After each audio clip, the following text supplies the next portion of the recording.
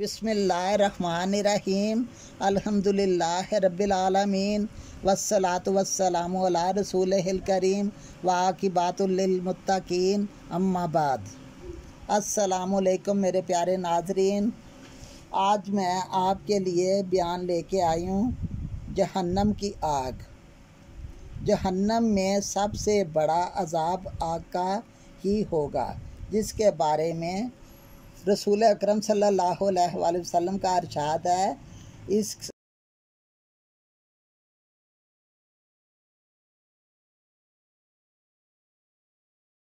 शदीद गरम आग से जहन्नमियों के लिबास बनाए जाएंगे, इसी आग से उनके बिस्तर तैयार किए जाएंगे, इसी आग से उनके लिए छतरियाँ और कैनातें बनाई जाएंगी और इसी आग से उनके लिए फ़र्श बनाए जाएंगे। अज़ाब अलम की ऐसी बदतरीन जगह पर इस इंसान की ज़िंदगी कैसी होगी जो अपनी हथेली पर छोटा सा अबला भी बर्दाश्त करने की सकत नहीं रखता। इंसान की कुव्वत बर्दाश्त का आलम तो ये है कि जून जुलाई के मौसम में दोपहर 12 बजे की गर्मी और लू बर्दाश्त करना किसी के बस की बात नहीं होती। कमज़ोर, बीमार और बूढ़े लोगों की अमवात तक वाक़या होने लगती है। याद रहे कि आग के दर्जा हरारत का हिसार इस ईंधन पर होता है जो इसे जलाने के लिए इस्तेमाल होता है। बाज़ सूरतों में ये दर्जा हरारत 2000 सेंटीग्रेड से कहीं ज़्यादा हो जाता है। शायद इसी वजह से अल्लाह ताला ने कुरान मजीद में जहन्नम के ईंधन का ज़िक्र भी किया है कि इसका ईंधन में पत्थर और इंसान होंगे। इसका ईंधन पत्थर और इंसान होंगे। सूरह बकरा आयत नंबर 24। मुमकिन है इंसानों को ईंधन इसलिए कहा गया हो कि वो भी इस आग में जलकर ख़त्म नहीं होंगे, बल्कि पत्थरों की तरह उनका वजूद बाकी रहेगा। हालांकि इरशाद नबी सल्लल्लाहु अलैहि वसल्लम के मुताबिक दुनिया की ये शदीद गर्मी महज जहन्नम की सांस या बाप की वजह से है। जो इंसान जहन्नम की बाप बर्दाश्त नहीं कर सकता, वो जहन्नम की आग कैसे बर्दाश्त करेगा। जहन्नम की इसी आग को देखकर क़यामत के रोज़ तमाम अंबिया इकराम अलैहिस्सलाम इस कदर खौफज़दा होंगे कि ए मेरे रब मुझे बचा ले, ए मेरे रब मुझे बचा ले कह कर अल्लाह ताला से अपनी जान की ईमान तलब करेंगे। उम्मे मोमिनीन हज़रत आयशा रज़ी अल्लाह अन्हा इसी आग को याद करके दुनिया में रोती रहीं।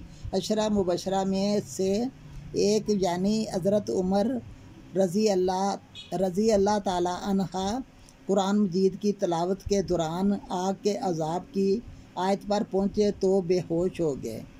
हज़रत माज बिन जबल रज़ी अल्लाह अन्हा, हज़रत अब्दुल्ला बिन रोहा रज़ी अल्लाह अन्हा, हज़रत अबाद बिन सामत रज़ी अल्लाह अन्हा जैसे जलीलुल कदर साहबा कराम रज़ी अल्लाह अन्हा जहन्नम की आग को याद करके इस कदर रोते कि हिचकी बंद जाती। हज़रत अब्दुल्ला बिन मासूद रज़ी अल्लाह अन्हा का लोहार की दुकान से गुज़र हुआ। आग से देखती बट्टी देखी तो जहन्नम की याद करके रोने लगे। हज़रत अता सलमा रहमतुल्लाह के हमसाये ने रोटियां लगाने के लिए तंदूर जलाया। हज़रत अता रहमतुल्लाह ने तंदूर देखा तो बेहोश हो गए। हज़रत सुफियान सूरी रहमतुल्लाह के सामने जब भी जहन्नम का ज़िक्र होता तो उन्हें खून का पेशाब आने लगता। हज़रत रबी रहमतुल्लाह सारी रात बिस्तर पर पहलू बदलते रहते। बेटी ने पूछा, अब्बा जान सारी रात दुनिया आराम से सोती है, आप क्यों जागते रहते हैं। फरमाने लगे, बेटा जहन्नम की आग तेरे बाप को सोने नहीं देती। मेरे प्यारे नाजरीन, देखें ये हमारे अमाल है। ये हमारे मालों की सज़ा है। अगर हम अच्छे दुनिया में अमाल करेंगे, अच्छे काम करेंगे और अपनी आखिरत को और निजात से बचाने की कोशिश करेंगे तो हम कामयाब होंगे। अगर हम ये दुनिया की मदहोशी में मदहोश हो गए तो फिर हम अपनी आखिरत को भूल जाएंगे और दुनिया की ऐशो इशरत में खुशी से अपनी ज़िंदगी गुजारते रहेंगे और जहन्नम का ईंधन बन जाएंगे। इसीलिए मैं आपकी बहन की इल्तिजा है, खुदारा 5 वक्त की नमाज़ पढ़ें और दीन और इस्लाम पर अमल करें। और ये जो काम हो रहे हैं, ज़ना फना, बच्चों का रेप करना और बुज़ुर्गों की